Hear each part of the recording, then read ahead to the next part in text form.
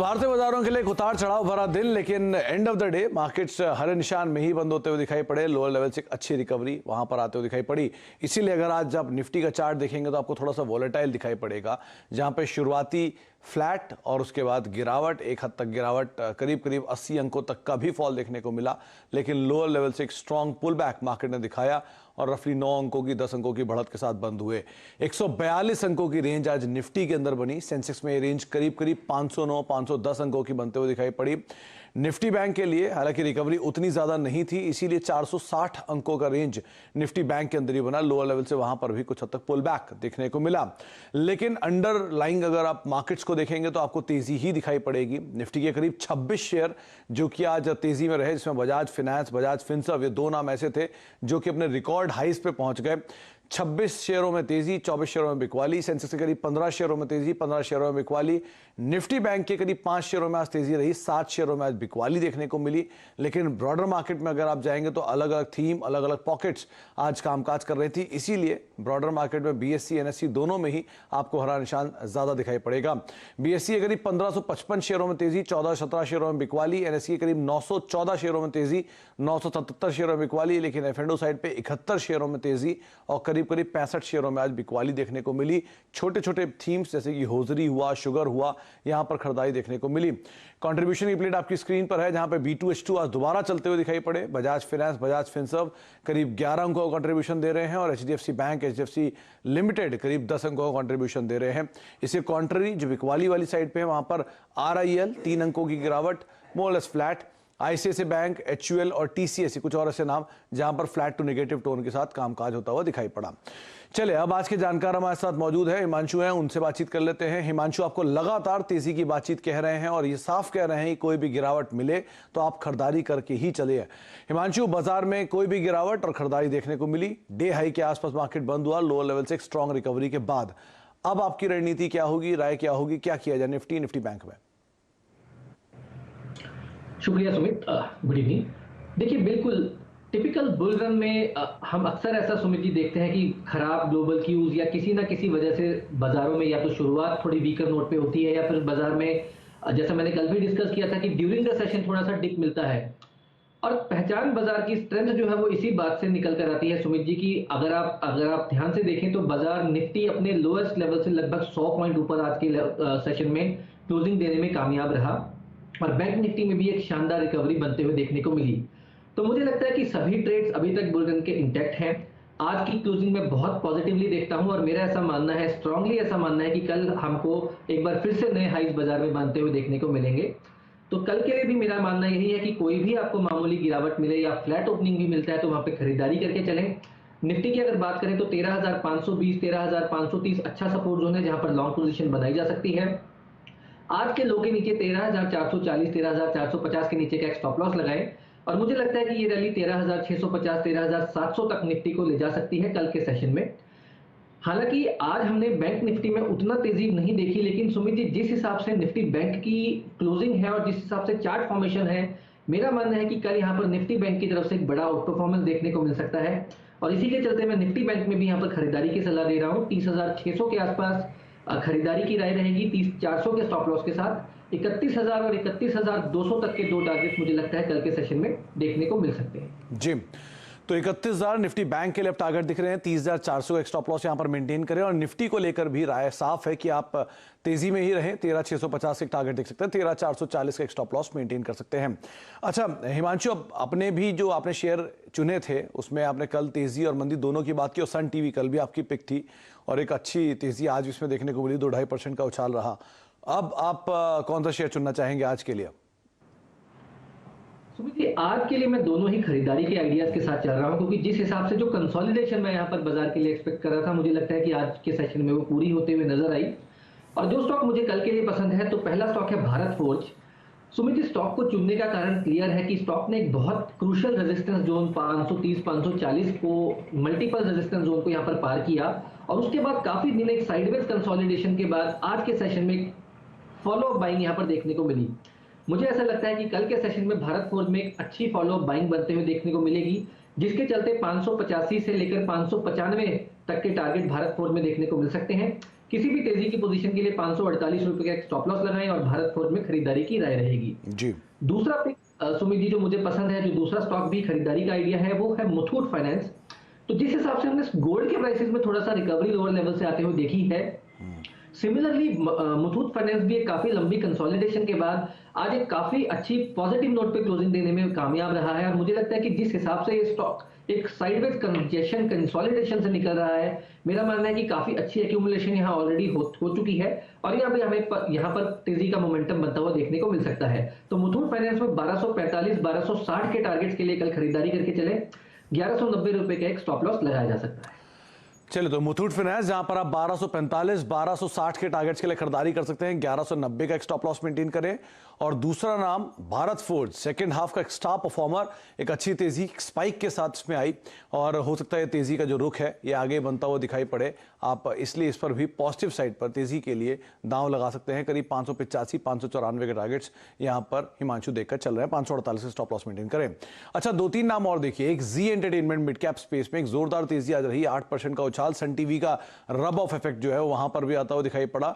दूसरा mid cap space से Torrent pharma day high के आसपास ये भी बंद हुआ। इन दोनों में क्या किया जाए? जी, कल मैंने पर्टिकुलरली सन टीवी का जब रिकमेंडेशन दिया था तो मैंने इस बात को एम्फेसाइज किया था कि मीडिया स्टॉक्स में यहाँ पर एक अच्छा जो है वो पैटर्न बनता हुआ नजर आ रहा है और उसके चलते ही जी लिमिटेड में भी हमने आज एक अच्छा, जैसा आपने कहा कि रब ऑफ इफेक्ट देखने को मिला। मेरा मानना है कि जी लिमिटेड में तेजी की पोजीशन बनाई जा सकती है। अभी तक स्टॉक अंडर परफॉर्मर रहा है। 222 225 एक स्ट्रॉन्ग सपोर्ट जोन है, उसके नीचे का स्टॉप लॉस लगाकर यहाँ पर तेजी की पोजीशन बनाइए और मेरा ऐसा मानना है कि आने वाले दिनों में यहाँ पर 250 रुपए तक के टारगेट देखने को मिल सकते हैं।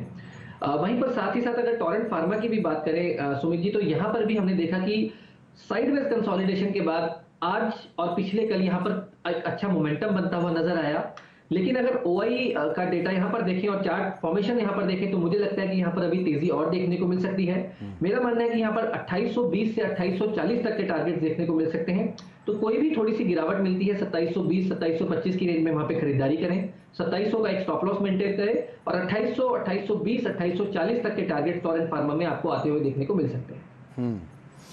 चलिए, तो 2 राय आपको दी गई हैं। एक है टोरेंट फार्मा में 2820 के टारगेट्स के लिए आप खरीदारी कर सकते हैं और जी में भी शायद थोड़ा मूव और देखने को मिले, 250 के टारगेट्स के लिए आप यहां पर भी दांव लगा के चल सकते हैं। अच्छा, ऑटो स्पेस में आज एक रिकवरी आई लोअर लेवल से और स्पेशली जो सेलेक्टिव स्टॉक्स हैं जहां पर कुछ हद तक बिकवाली थी वो पुल बैक दिखा रहे थे। ऑटो स्पेस से कोई शेयर आइडेंटिफाई कर पाए आप? सुमित जी, मेरा ऐसा मानना है कि बाय एंड लार्ज अभी तक ऑटोज में थोड़ा सा कंसोलिडेशन देखने को मिल सकता है, एक्सेप्ट टाटा मोटर्स जो कि एक अच्छी तेजी के बाद एक साइडवेज कंसोलिडेशन। स्टॉक ने आज अपने 20 दिन के मूविंग एवरेज को टेस्ट किया और उसके बाद पॉजिटिव क्लोज दिखाने में कामयाब रहा। मुझे ऐसा लगता है कि आने वाले दिनों में टाटा मोटर्स में यहां से तेजी बनते हुए नजर आ सकती है। नियर टर्म के लिए मेरा ऐसा मानना है कि 200 रुपए तक के टारगेट्स के लिए टाटा मोटर्स में खरीदारी करके चलें और तेजी की पोजीशन के लिए यहां पर 172 रुपए के नीचे का एक स्टॉप लॉस मेंटेन किया जा सकता है। तो टाटा मोटर्स पे शुरुआती कारोबार में 2% नीचे और लोअर लेवल से एक स्ट्रॉन्ग पुल बैक, करीब करीब 1% ऊपर 178 180 के करीब ये बंद होता हुआ दिखाई पड़ा। अच्छा, आईटी में भी आज सेलेक्टिव स्टॉक्स में तेजी थी। मार्केट में भले ही जो बाकी आईटी शेयर थे वो टूटे थे, लेकिन टेक महिंद्रा और एचसीएल टेक, इन दोनों के अंदर आज एक अच्छी खरीदारी देखने को मिली। आप एचसीएल टेक को देखेंगे तो लोअर लेवल से एक अच्छा तेजी और करीब करीब ये जो बंद हुआ है अपने क्रूशियल लेवल्स के आसपास हुआ, यानी कि 890 के आसपास बंद हुआ। और दूसरा नाम जो है वो है टेक महिंद्रा, यहां पर भी खरीदारी थी और लगातार बिकवाली के बाद पुल बैक आया है। क्या किया जाए इन दोनों में? जी, क्लियरली एचसीएल टेक एक आउट परफॉर्मर रहा है और काफी दिन से हमारी इस पर खरीदारी की कवायद रही है। 890 जरूर एक छोटा सा साइकोलॉजिकल एक हर्डल है, स्टॉक यहां पर पहले भी आके थोड़ा सा अटक चुका है, लेकिन मुझे लगता है कि जिस हिसाब से स्ट्रॉन्ग मोमेंटम और स्ट्रॉन्ग बाइंग स्टॉक में बनते हुए देखने को मिली है, ये स्टॉक यहां से काफी ऊपर जाने वाला है। 875 878 के दायरे में खरीदारी करके चलें, 865 का एक स्टॉप लॉस लगाएं। जैसे ही स्टॉक 890 895 के ऊपर निकलता है, मुझे लगता है कि यहाँ पर स्टॉक नया ऑल टाइम हाई बनाते हुए दिखाते हुए मिलेगा, जहां पर 920 950 तक के टारगेट्स आने वाले दिनों में देखने को मिल सकते हैं। साथ ही साथ आपने टेक महिंद्रा का जिक्र किया सुमित जी, तो टेक महिंद्रा का भी हमारा मानना है कि यहाँ पर एक जो ब्रेकआउट है करीब 830 850 के ऊपर का जो ब्रेकआउट आया था, उसके बाद स्टॉक यहाँ पर लगातार तेजी का मोमेंटम बनाए हुए है। आज के दिन में स्टॉक 20 दिन के मूविंग एवरेज को टेस्ट करते हुए एक शानदार रिकवरी बनाते हुए देखने को मिला। और सुमित जी, अगर आप एक खास बात टेक्निकल पर्सपेक्टिव से स्टॉक में देखेंगे तो स्टॉक आज ओपनिंग लो बिल्कुल सेम था और उसके बावजूद स्टॉक ऑलमोस्ट अपने डे हाई पर बंद हुआ है, जिसको हम बुलिश मोरोगोजू कैंडलस्टिक कहते हैं। तो ये एक बहुत ही बुलिश साइन है। मेरा मानना है कि स्टॉक आने वाले दिनों में 960 970 तक के टारगेट दिखा सकता है, तो टेक महिंद्रा में भी खरीदारी की सलाह रहेगी। तो रिस्क रिवॉर्ड के हिसाब से टेक महिंद्रा एक ज्यादा फेवरेबल बेट है। 940 960 ये टारगेट्स आपको दिख रहे हैं। 905 का एक स्टॉप लॉस यहाँ पे मेंटेन कर सकते हैं। अच्छा, मिड कैप में एक वोल्टास, हेवेल्स, यहाँ पर भी कुछ मूव आ रहा है हिमांशु। इस स्पेस में से यानी कंज्यूमर ड्यूरेबल स्पेस में से वोल्टास, हेवेल्स, पॉलीकैब या वी गार्ड, ऐसे किसी नाम को आप आइडेंटिफाई करना चाहेंगे, कहीं पे आप बेट करेंगे? सुमित जी, अनडाउटेडली आपने दोनों ही स्टॉक लिए, जो हेवेल्स और वोल्टास दोनों ने ही आज अपना ऑल टाइम हाई टेस्ट किया है। और हमारा ऐसा मानना है कि स्टॉक जब भी कभी ऑल टाइम हाई बनाता है तो उसके बाद कुछ दिनों तक या कुछ हफ्तों तक वो सीक्वेंस जारी रहता है। सलाह ये रहेगी कि यहाँ पर मोमेंटम को चेंज ना करें। कोई भी गिरावट, अगर मैं हेवेल्स की बात करता हूँ, यहाँ पर अगर कोई डिप ड्यूरिंग द डे 845 850 तक मिलती है, वहां पे खरीदारी करके चलें। 820 825 रुपए के नीचे का एक स्टॉप लॉस मेंटेन करें। मेरा मानना है कि 890 से 900 रुपए तक के टारगेट्स हेवेल्स में देखने को मिल सकते हैं। वहीं पर वोल्टास में भी आज ऑल टाइम हाई बनता हुआ देखने को मिला। 825 820 एक स्ट्रॉन्ग सपोर्ट जोन है, यहां पर भी खरीदारी करके चला जा सकता है 810 के स्टॉप लॉस के साथ। और आने वाले दिनों में यहां पर 880 तक के टारगेट देखने को मिल सकते हैं जी। वी गार्ड का आपने जिक्र किया सुमित जी, मुझे लगता है कि यहां पर एक कैचअप मूव आना बाकी है, बड़ा कैचअप मूव। और मुझे ऐसा लगता है कि स्टॉक काफी समय के बाद थोड़ा सा एक्टिव होता हुआ नजर आया है। मुझे लगता है कि मीडियम टर्म के पर्सपेक्टिव से स्टॉक में खरीदारी करके चलें। 185 188 यहां पर एक पोजिशनल स्टॉप लॉस के तौर पर यहां पर यूज करें। और आने वाले दिनों में मुझे ऐसा लगता है कि 230 से 250 तक के टारगेट्स वी गार्ड में आते हुए देखने को मिल सकते हैं। चलिए, तो हेवेल्स और वोल्टास जो कि ऑलरेडी अपने नए हाइस पर हैं, वी गार्ड में कैचअप रैली की उम्मीद हिमांशु लगा के चल रहे हैं कि शायद थोड़े दिनों में और देखने को मिले। अच्छा हिमांशु, आज का दिन तेजी में, और आप बात ना करें बजाज फिनेंस, बजाज फिनसर्व की, ये तो पॉसिबल ही नहीं है। ऑल टाइम हाइस पे बंद हुए हैं। यहाँ पर क्या ये तेजी और कंटिन्यू करेगी? बजाज फिनेंस की 5,000 रुपए, 4 साढ़े 4,000 रुपए, 5,000 रुपए की रेंज में पहुंच चुका है। ये और तेजी हम मान के चले? देखिए सुमित जी, कल के लिए मेरा ऐसा मानना है कि 5% तेजी के बाद हो सकता है कि कल थोड़ा सा कंसोलिडेशन बजाज फाइनेंस में देखने को मिले। लेकिन जैसा कि हम सभी देख रहे हैं कि स्टॉक्स ऑल टाइम हाइज बनाने के बाद लगातार यहां पर काफी बार ऑल टाइम हाइज बनाते हुए नजर आए। और आज बजाज फाइनेंस ने अपना ऑल टाइम हाई जो है वो दोबारा से पिछला ऑल टाइम हाई है जो उसको ब्रेक किया है, उसके ऊपर की क्लोजिंग दी है। तो हमारा ऐसा मानना है कि 4,950 5,000 अब स्टॉक के लिए एक स्ट्रॉन्ग सपोर्ट जोन का काम करेगा। थोड़ा सा आपको कोई कंसोलिडेशन गिरावट मिलता है 5,080 5,060 के दायरे में, तो यहाँ पर तेजी की पोजीशन बनाइए। चार्ट बेहद पॉजिटिव है, मोमेंटम इंडिकेटर्स बहुत सपोर्टिव हैं। और हमारा ऐसा मानना है कि 5,300 से 5,500 तक के टारगेट्स बजाज फाइनेंस में नियर टर्म में देखने को मिल सकते हैं।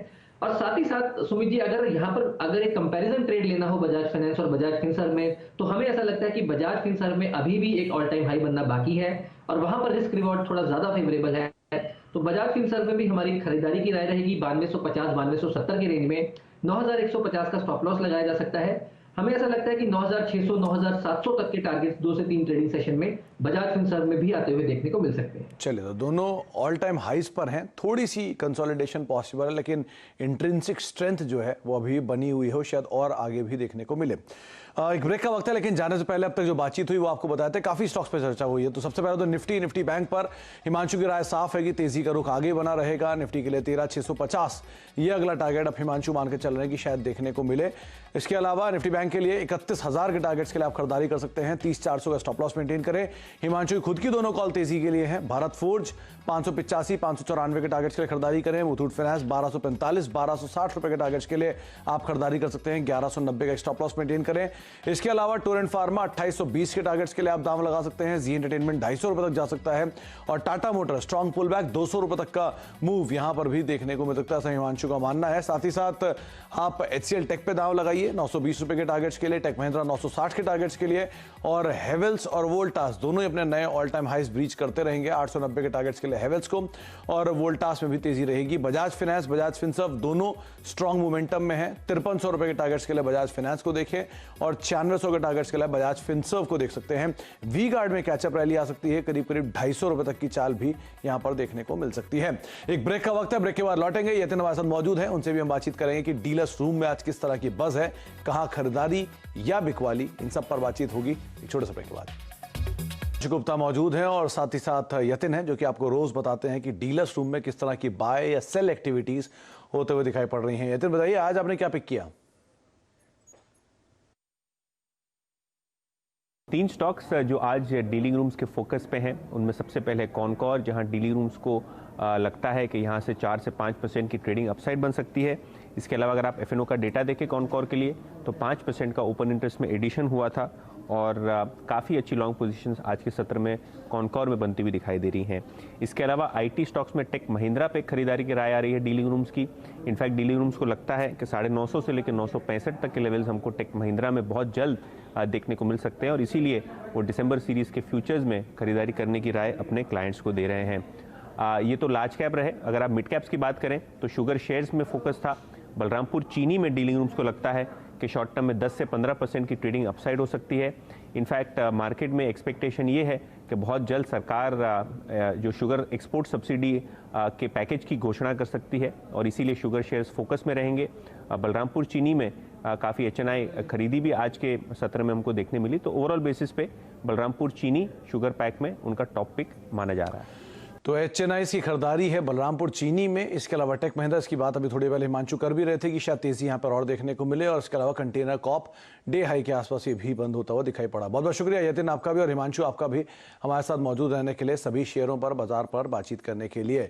तो मार्केट्स जो कि नए ऑल टाइम हाइस पर लगातार कामकाज कर रही है, लेकिन आप फिर भी ध्यान से संभल कर स्टॉप लॉस के साथ अपनी पोजिशंस को ट्रेड करिएगा। नमस्कार फ्रेंड्स, मिलते हैं अगले वीडियो के अंदर। जब तक के लिए गुड बाय।